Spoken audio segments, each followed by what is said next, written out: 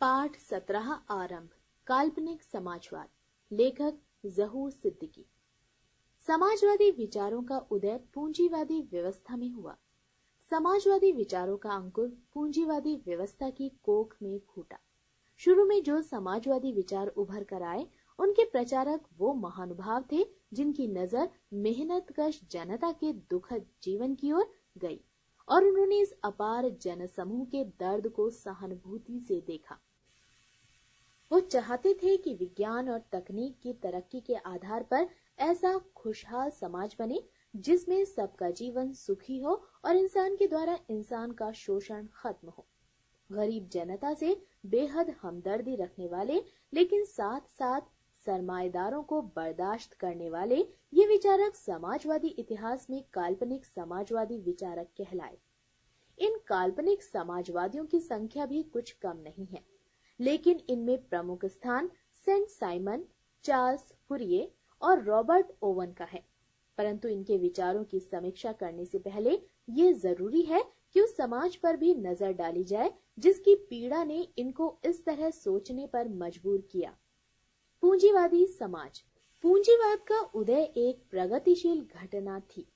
मानव जाति के इतिहास में हर नई व्यवस्था ने एक प्रगतिशील भूमिका अदा की है और ये बात पूंजीवादी व्यवस्था के लिए सही है।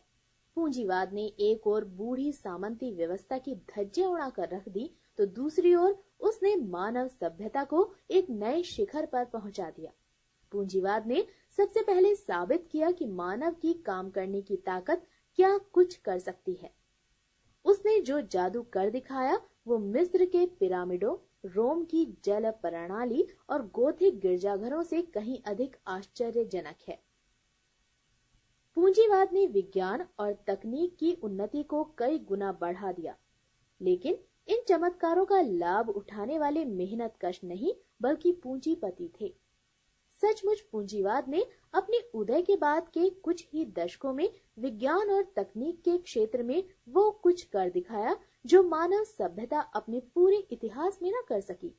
लेकिन पूंजीवाद के सारे चमत्कारों का पूरा लाभ उठाने वाला खुद पूंजीपति वर्ग था। अपार मुनाफों ने दुनिया का हर ऐशो आराम सरमाएदारों के कदमों पर लाकर डाल दिया, लेकिन दूसरी ओर मेहनतकशों का जीवन तेजी से नरक बनता गया। पूंजीवाद ने सामंतवाद को सत्ता की कुर्सी से उतारने के लिए मेहनतकश जनता से पूरा सहयोग लिया। फ्रांस की महान क्रांति 1789 में पूंजीपति वर्ग मजदूर वर्ग के साथ कंधे से कंधा मिलाकर सामंत वर्ग के खिलाफ लड़ा और उसने मजदूरों की आवाज से आवाज मिलाकर स्वतंत्रता, समानता, भ्रातृत्व, भाईचारा, फ्रीडम, इक्वालिटी, फ्रेटर्निटी के नारे लगाए। यही नहीं, 26 अगस्त 1789 में फ्रांस की संविधान सभा में जिन मानव अधिकारों का ऐलान हुआ उसमें सबसे पहली धारा ये रखी गई, लोग आजाद पैदा हुए हैं और वो समान अधिकारों के अधिकारी हैं और वो हमेशा ऐसे रहेंगे। पूंजीवाद ने अमीरी और गरीबी के बीच की खाई को और बढ़ा दिया, लेकिन ये सब दिखावे की बातें थी। राजनीतिक क्षेत्र में अपने कदम जमाने के बाद पूंजीवाद अपने नंगे रूप में मेहनतकश जनता के सामने आ गया। मानव समाज में अमीरी और गरीबी के बीच इतनी बड़ी खाई कभी नहीं थी जो अब नजर आने लगी, और ये सब कुछ उस समय हो रहा था जबकि मानव समाज विज्ञान और तकनीक के क्षेत्र में अपूर्व उन्नति कर रहा था। मजदूरों की दयनीय दशा पर यूरोप के तत्कालीन साहित्य में बहुत कुछ मिल जाता है, जिसका संक्षिप्त उल्लेख हम करने जा रहे हैं। मजदूरों की दशा। मजदूरों के जीवन पर एंगल्स की प्रसिद्ध पुस्तक इंग्लैंड के मेहनतकश वर्ग की दशा, the conditions of the working class in England ने विस्तार से रोशनी डाली है। एंगल्स लिखते हैं, हर बड़े शहर में एक या अधिक गंदी बस्तियां हैं जहां मजदूर वर्ग की भीड़ को जमा कर दिया गया है। ये सच है कि अक्सर गरीबी उन गलियों में छिपी हुई नजर आती है जो अमीरों के मेहनतों के करीब होते हैं, लेकिन आमतौर से एक अलग जगह इसको दी गई है जहां खुशहाल वर्गों की नजर से परे वो जब तक चाहे जूझती रहें।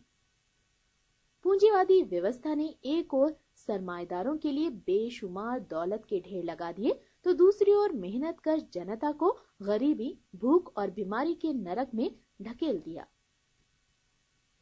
आगे चलकर एंगेल्स लंदन की एक गंदी बस्ती के बारे में लिखते हैं। ये मकान जो अंदर और बाहर से गंदे हैं, तहखाने से लेकर दुछत्ती तक भरे हुए हैं और उनकी हालत ऐसी है कि कोई इंसान उनमें रहने की इच्छा नहीं कर सकता। एक और स्थान बेथनाल ग्रीन के बारे में एक पादरी के शब्दों को एंगल्स इस तरह दोहराते हैं। अगर हम उनके अपर्याप्त भोजन पर नजर डालें और उनको बीमारी से झुका हुआ और बगैर रोजगार के देखेंगे, तो हमें लाचारी और मुसीबत का मारा एक ऐसा जनसमूह देखने को मिलेगा जो हमारे जैसे राष्ट्र को लज्जित कर देता है। फ्रांस के मजदूरों की दशा की चर्चा करते हुए विलरमी लिखते हैं, पूंजीवादी व्यवस्था ने मजदूरों, औरतों और बच्चों पर भी कोई दया नहीं दिखाई। उनको हर सुबह कस्बे में आते हुए और हर शाम वहां से जाते हुए देखा जा सकता है। उनमें से एक बड़ी तादाद पीली और भूखी औरतों की है जो नंगे पैरों कीचड़ों में से गुजरती हैं, और बालक औरतों से अधिक तादाद में हैं, लेकिन ऐसे ही गंदे, ऐसे ही मरियल चीथड़ों में लिपटे हुए जो कंधे पर काम करने की वजह से तेल की छींटों से लथपथ हैं। लावेल के सूती मिलों के मजदूरों के बारे में ये चित्र देखने को मिलता है। फैक्ट्री से निकलती हुई इन दलित औरतों को, जिनके पीले और दुख भरे चेहरे देखकर दिल तड़प उठता है। ये संस्थान दुख, बीमारी और तंगहाली के मौजूदा घर बन गए हैं। मजदूर बस्तियां दुख, बीमारी और तंगहाली के जीते जागते नमूने बन गए हैं। मॉनचेस्टर के मजदूरों की दशा के बारे में एक शाही कमीशन को डॉक्टर हॉकिंस ने बताया, मुझे कबूल करना पड़ता है कि जो लड़के और लड़कियां मॉनचेस्टर के मिलों से लाए गए हैं, वो बुझे हुए नजर आते थे और बेहद पीले थे। उनके चेहरों पर चंचलता, जिंदादिली और खुशी का अभाव था। इस तरह से हम देखते हैं कि पूंजीवादी व्यवस्था ने मजदूरों का, चाहे वो इंग्लैंड के रहने वाले हो या फ्रांस के या किसी और देश के, चाहे वो मर्द थे या औरत, चाहे वो बच्चे थे या बूढ़े, सबका जी भर के शोषण किया। शोषणपूर्ण व्यवस्था का अन्याय और जुल्म एक हद तक ही शोषित वर्ग सहन करता है। नतीजा ये हुआ कि मजदूरों में वर्ग चेतना ने जन्म लिया और उनके कदम आगे बढ़े, और इस तरह मजदूर आंदोलनों ने जन्म लिया। मजदूरों की बढ़ती हुई पीड़ा के खिलाफ काल्पनिक समाजवादी विचारकों ने आवाज उठाई। साथ साथ समाज की भौतिक उन्नति के बावजूद मजदूरों की बढ़ती हुई पीड़ा ने बुद्धिजीवियों को भी सोचने पर मजबूर कर दिया। फ्रांस की महान क्रांति 1789 के बाद कई विचारकों ने एक बेहतर समाज बनाने के लिए अपने विचार प्रकट करने शुरू कर दिए। शुरू में जो विचारक हमारे सामने आए, वो पूरे समाज का भला चाहते थे। वो ये नहीं समझ पाए थे कि पूंजीवादी व्यवस्था के रहते हुए समाज कभी शोषण से छुटकारा नहीं पा सकता। वो समझते थे कि यदि सरमाएदारों को ठीक शिक्षा दी जाए तो उनका सुधार हो जाएगा। इन भोले भाले विचारकों में से अधिक मशहूर विचारकों का नाम हम पाठ शुरू करते वक्त बता ही चुके हैं। एक बार फिर इनके नामों को दोहराते हैं। Saint Simon, Charles Fourier, Robert oven.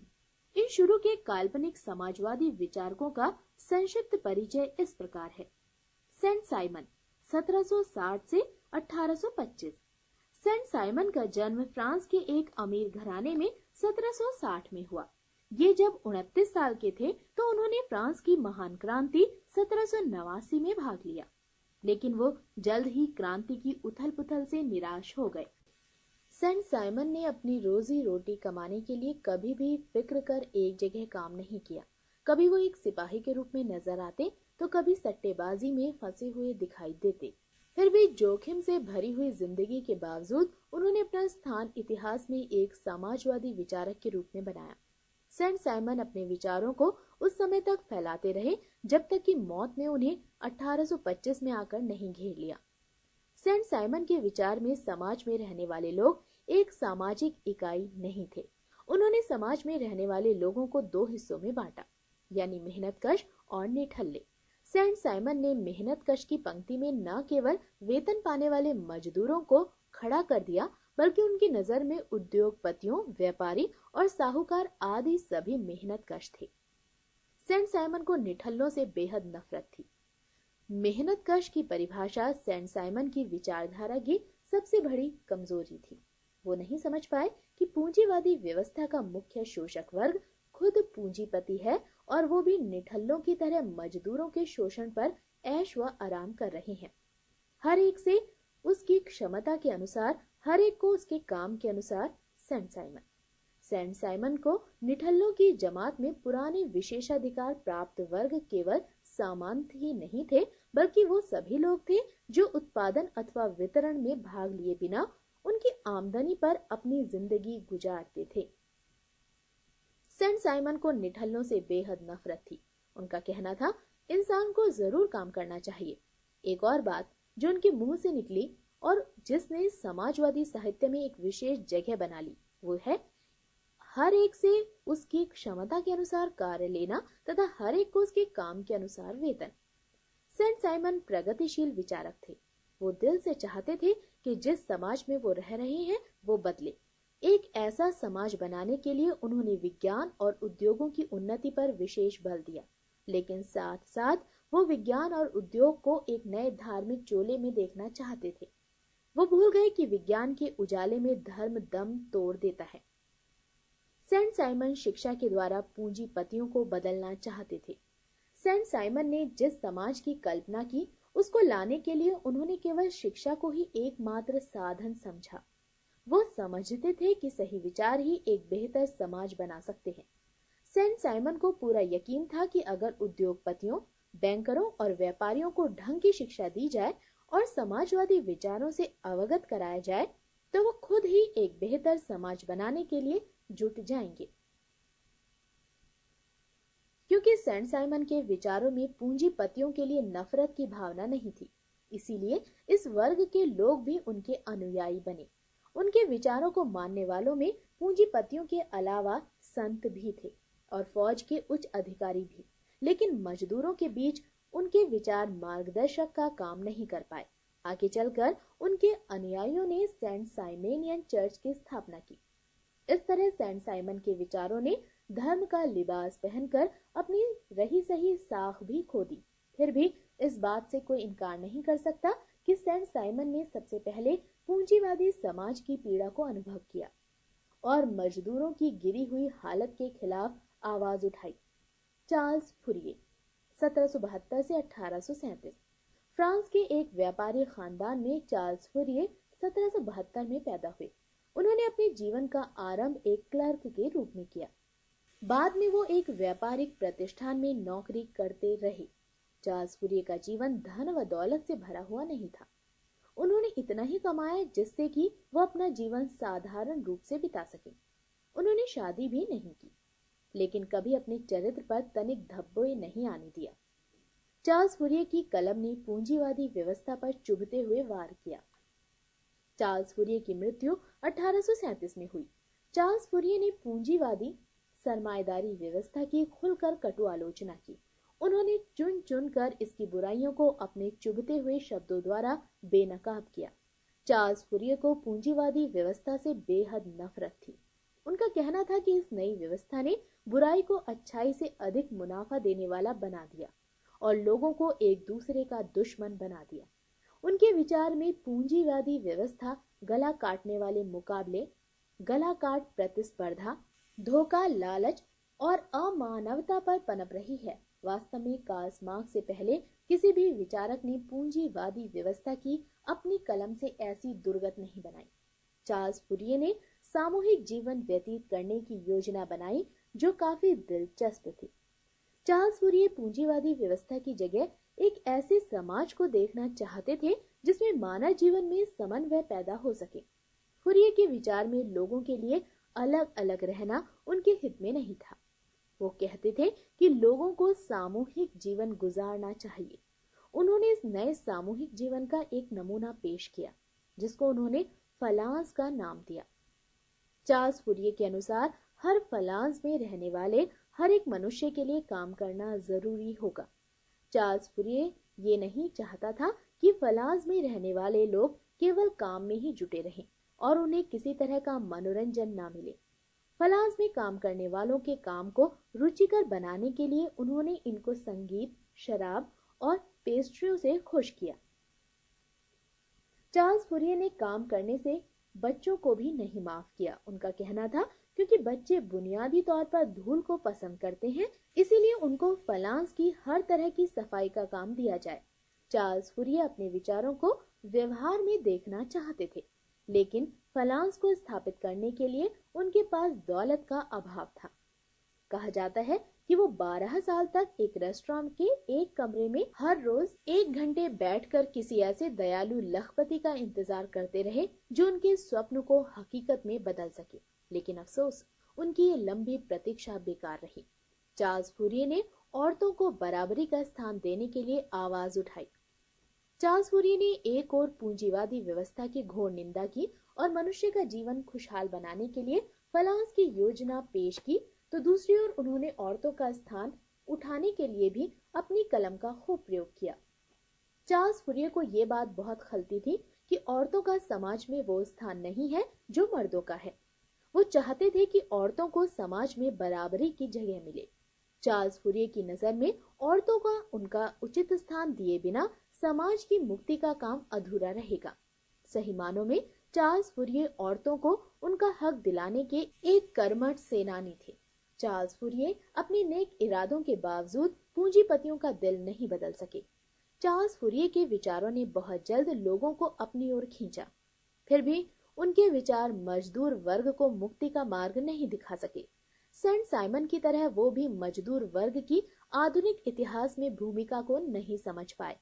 वो यही समझते रहे कि शिक्षा के द्वारा पूंजीपतियों का हृदय परिवर्तन हो जाएगा और उनके सहयोग से वो फलांस बनकर समाज में एक सुखी जीवन का आरंभ करेंगे।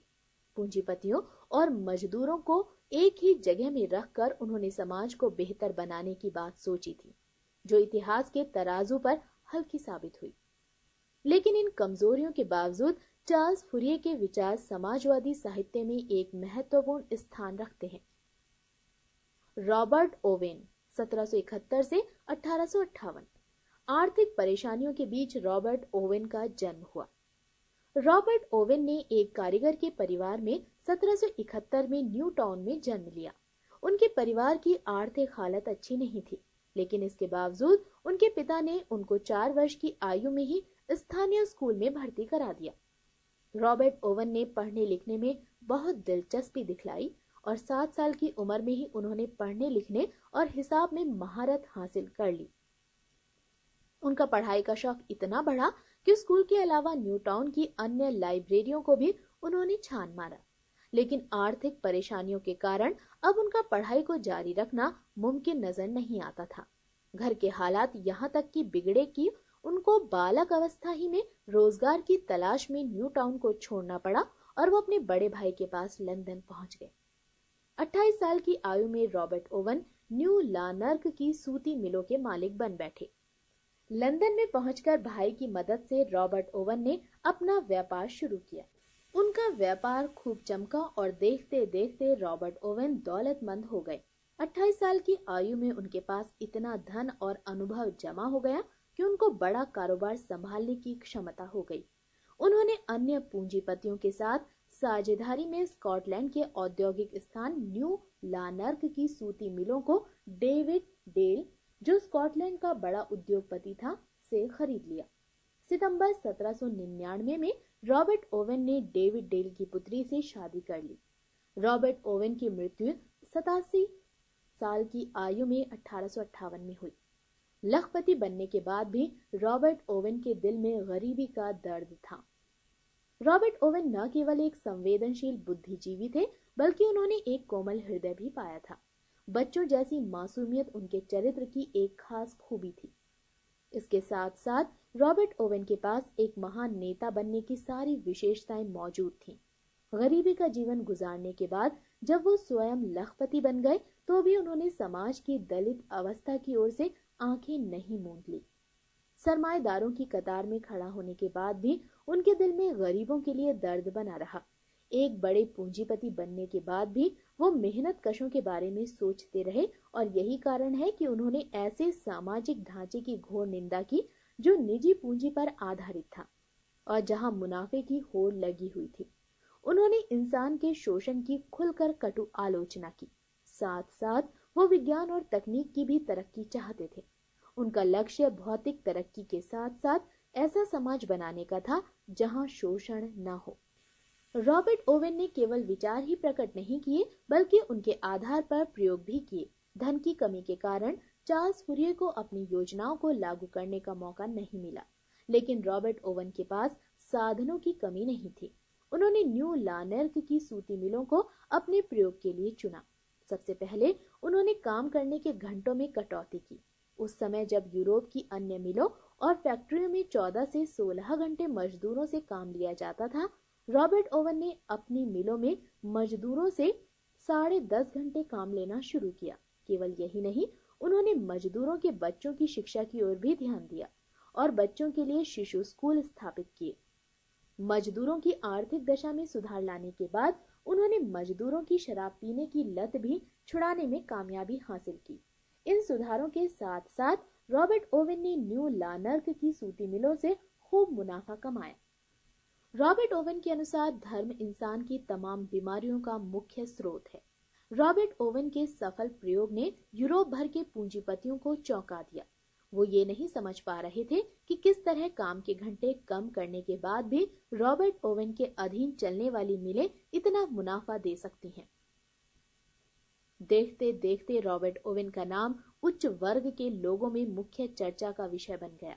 अखबारों ने उनके विचारों और प्रयोग की खूब पब्लिसिटी और सराहना की।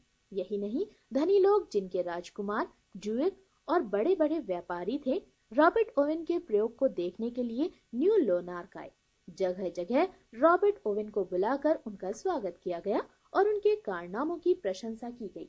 लेकिन इस आदर, सम्मान और शोहरत के बावजूद रॉबर्ट ओवन उच्च वर्ग के साथ अपने आप को बांध न सके।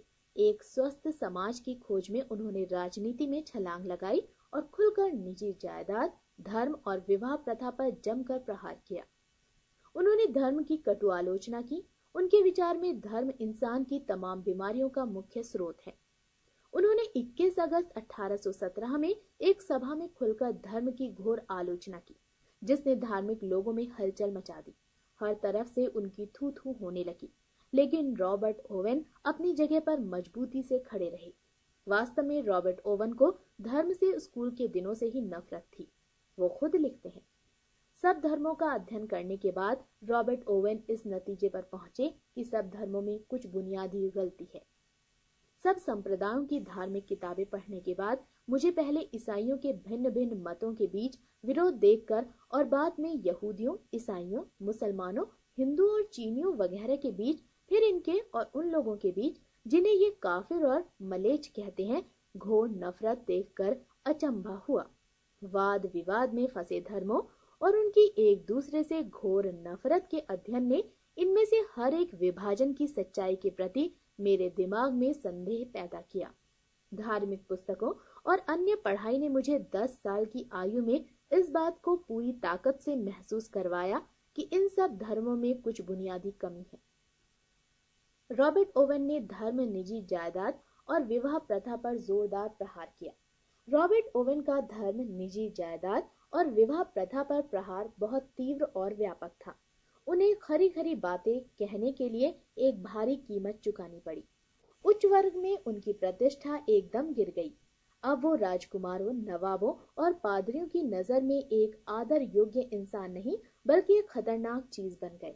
कल तक जो प्रेस उनकी तारीफ करते करते थकता नहीं था, उसने चुप्पी साध ली। लेकिन इस विरोध, कटुता और अखबारों की खामोशी के बावजूद रॉबर्ट ओवन का हौसला पस्त नहीं हुआ और उन्होंने गंभीरता से बदली हुई हालत का सामना किया और घुटने नहीं टेके। रॉबर्ट ओवन 1825 में संयुक्त राज्य अमेरिका यूएसए पहुंचे।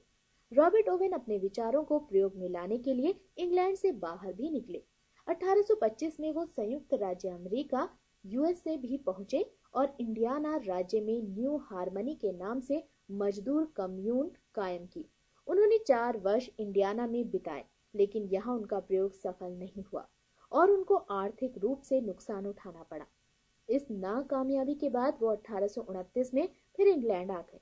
यहाँ पहुंचकर उनका पूरा ध्यान ट्रेड यूनियन और कोऑपरेटिव आंदोलन में लग गया। इंग्लैंड में रॉबर्ट ओवन ने ट्रेड यूनियन आंदोलन को संगठित करने का बीड़ा उठाया। इस दिशा में उनका सबसे महत्वपूर्ण काम था grand national consolidated trade union की स्थापना।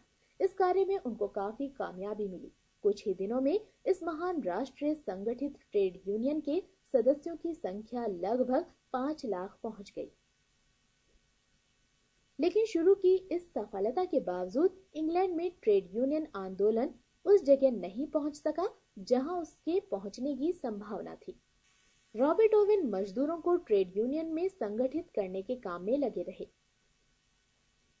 इसका सबसे बड़ा कारण वैज्ञानिक समझ और उस पर आधारित मजदूर वर्ग की पार्टी की कमी थी। लेकिन जहां तक रॉबर्ट ओवन का संबंध है, हमें ये मानना होगा कि उनके विचार अन्य काल्पनिक समाजवादी विचारकों की तुलना में अधिक प्रगतिशील और ठोस थे। ये ठीक है कि रॉबर्ट ओवन वर्ग संघर्ष के सिद्धांत तक नहीं पहुंच सके, लेकिन वो पहले समाजवादी विचारक थे जिन्होंने मजदूरों को ट्रेड यूनियन में संगठित करने का प्रयास किया।